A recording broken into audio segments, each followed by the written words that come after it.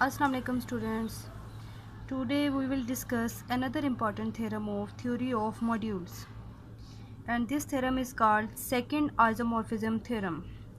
So the statement of theorem is, let M be an R module if A and B are submodules of M. आपके पास एक R module है और दो उसके सब modules हैं A and B. Then you have to show these two. First of all, the quotient module A factor A intersection B and A plus B factor B are isomorphic. क्या आपने इसको और इसको दोनों को आइसोमॉर्फिक शो करना है. तो आइसोमॉर्फिक शो करने के लिए आपको पता है मैपिंग डिफाइन कर लेते हैं इनकी. ठीक है, मैपिंग डिफाइन करने के बाद जो आइसोमॉर्फिक की कंडीशन होती हैं वो सेटिस्फाई करती हैं, तब ये दोनों आइसोमॉर्फिक हो जाते हैं. And the second condition is the quotient module B factor A intersection B and A plus B factor A are isomorphic. Same है, बट ये एलिमेंट्स जो आपके पास क्वोशिएंट मॉड्यूल्स हैं वो डिफरेंट हैं. ठीक है, यहाँ पे आपने इन दोनों की मैपिंग लेनी होगी और उनको आइसोमॉर्फिक शो करना होगा, और यहाँ पे आपको इन दोनों की लेनी होगी. So first of all we define a mapping. Basically first of all we prove this part 1. ठीक है, this is the proof of part number 1. We define a mapping. For part number 1, we define a mapping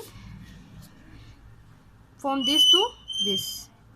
Define a mapping f by A factor A intersection B to A plus B factor B. ये जो आपके पास आपने दो question modules आपके पास है, आपने इन दोनों को आइसोमॉर्फिक शो करना था, तो आपने एक मैपिंग डिफाइन कर लिया यहाँ से यहाँ तक, और उसको आपने डिफाइन किस तरह से किया. अब देखिए ये क्वेश्चन मॉड्यूल्स है, और क्वेश्चन में आपको पता होना चाहिए कि एलिमेंट किस फॉर्म के होते हैं. यहाँ पे जो आपके पास एलिमेंट होता है, जैसे यहाँ पे ए है तो एक एलिमेंट ए का लेते हैं, और यहाँ पे जो भी आपके पास आ रहा होता है, ठीक है, उसको एज इट इज़ आपने लिखना होता है. अब यहाँ पे कैपिटल ए है, फैक्टर ए इंटरसेक्शन बी है, तो इट मीन्स कि एक एलिमेंट आप कैपिटल ए का लेंगे और A intersection B as it is आएगा. So we define this mapping F by f of A plus A intersection B where small a belongs to capital A, and we define it by A plus B where A will belongs to capital A. and अब यहाँ पे देख सकते हैं कि A plus B it means कि अब A plus B दोनों यहाँ पे आ रहे हैं. ठीक है, तो इट मीन्स कि एक एलिमेंट A का लेना है और B का भी हमें लेना है.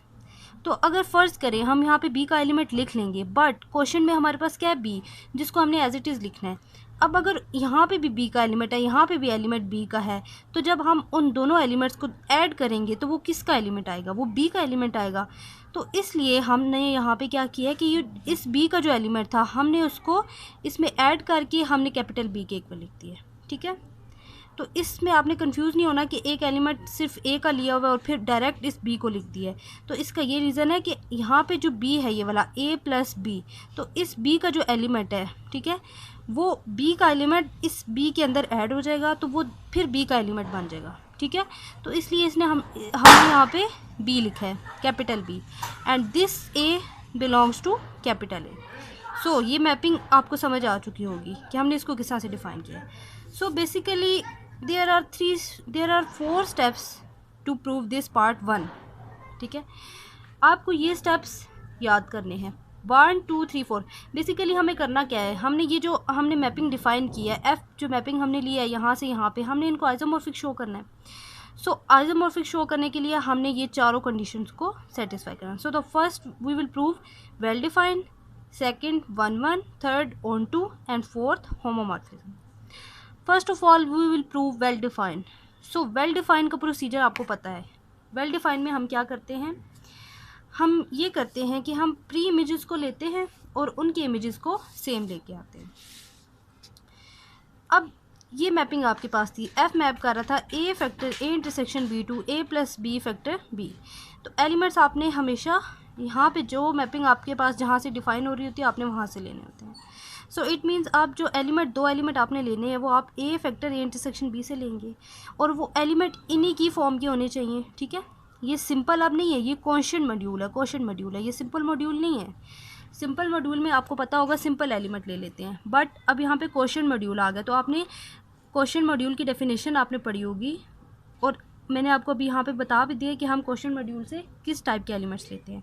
सो बेसिकली एक्स और वाई एलिमेंट्स होते हैं ना, तो अब एक एलिमेंट क्या होगा, A plus A intersection B, and second element will be x plus a intersection b where a and x belongs to capital A और x डिफरेंट है और a इंटरसेक्शन b हमारे पास क्यों आया, क्योंकि हमारे पास यहाँ पे a इंटरसेक्शन b है, सिर्फ a के एलिमेंट्स को हमने चेंज करना होता है, दिस ये एज इट इज़ आ जाता है आपके पास।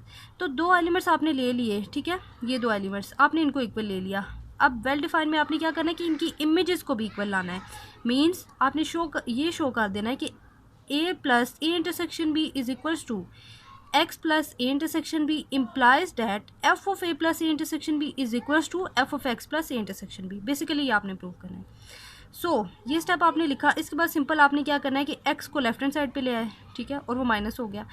देन आपको रिजल्ट में हर थ्योरम में ये बताती हूँ कि if a plus h equal to h then a belongs to h। So ये वही कंडीशन बन रही है उसी फॉर्म की कि a minus X plus a intersection b is equal to a intersection b। So it means that a minus X will belongs to a intersection b, ठीक है। तो ये इसको a इंटरसेक्शन को b को बिलोंग कर गया and a intersection b will contain in b। Now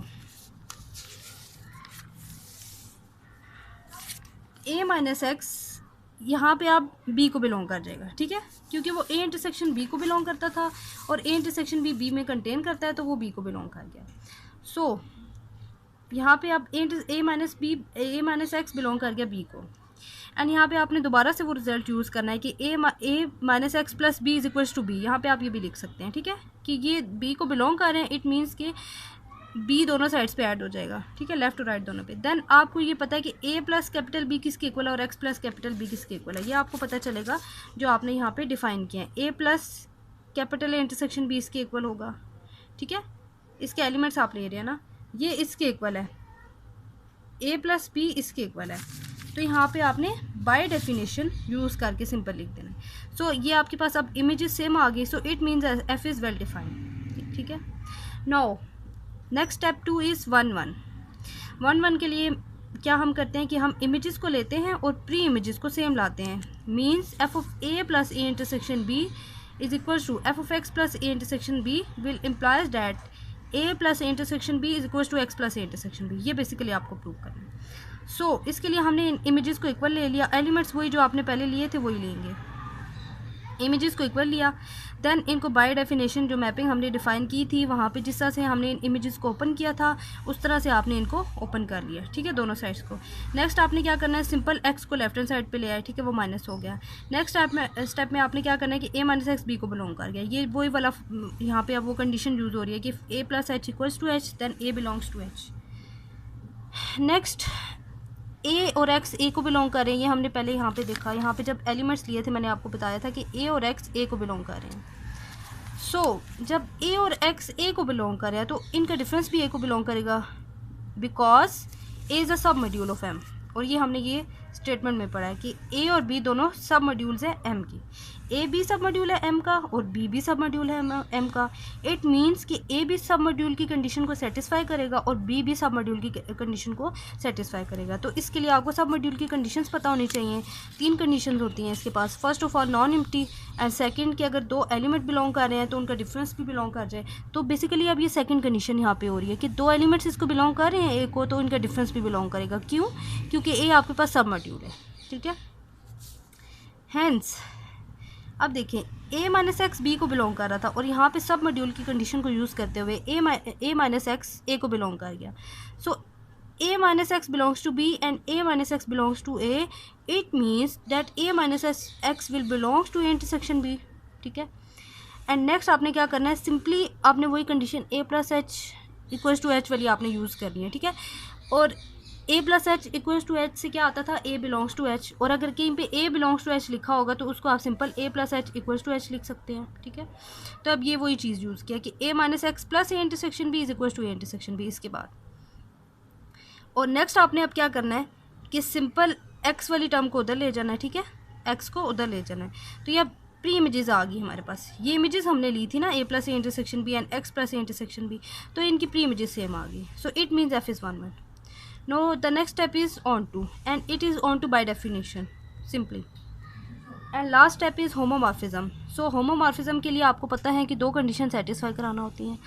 first condition क्या होती है, F of X plus Y is equal to F of X plus F of Y, and second condition is F of R X is equal to R F of X. So for first condition वो take two elements, ठीक है, जो elements हमने पहले लिए थे वही element ले रहे हैं। सिंपल इनको F of X plus Y कह रहे हैं। बेसिकली यहाँ पे एक्स हम किसको कह रहे हैं, A plus A intersection B, and Y किसको कह रहे हैं, X plus A intersection B, और X A plus A intersection B को कह रहे हैं। तो F of X plus Y हम करेंगे, तो नेक्स्ट स्टेप में A plus X plus A intersection B हो गया, एंड ये बाय डेफिनेशन इस तरह से ओपन हुआ है, और इसको हमने दोबारा से किस तरह से लिखा, A plus B plus X plus B, simple. और फिर नेक्स्ट इसको ए प्लस बी जिसके इक्वल था हमने वो लिख दिया, और एक्स प्लस बी जिसके इक्वल था वो लिख दिया। ये अब होमोमॉर्फिज्म की बेसिकली फर्स्ट कंडीशन हमने यहाँ पे सेटिस्फाई कराई है। So the second condition for homomorphism is F of R A plus A intersection B. इसको बाय डेफिनेशन हमने ओपन किया, ठीक है। नेक्स्ट स्टेप में हमने आर को कॉमन ले लिया, इंटू ए प्लस बी हमने लिख दिया।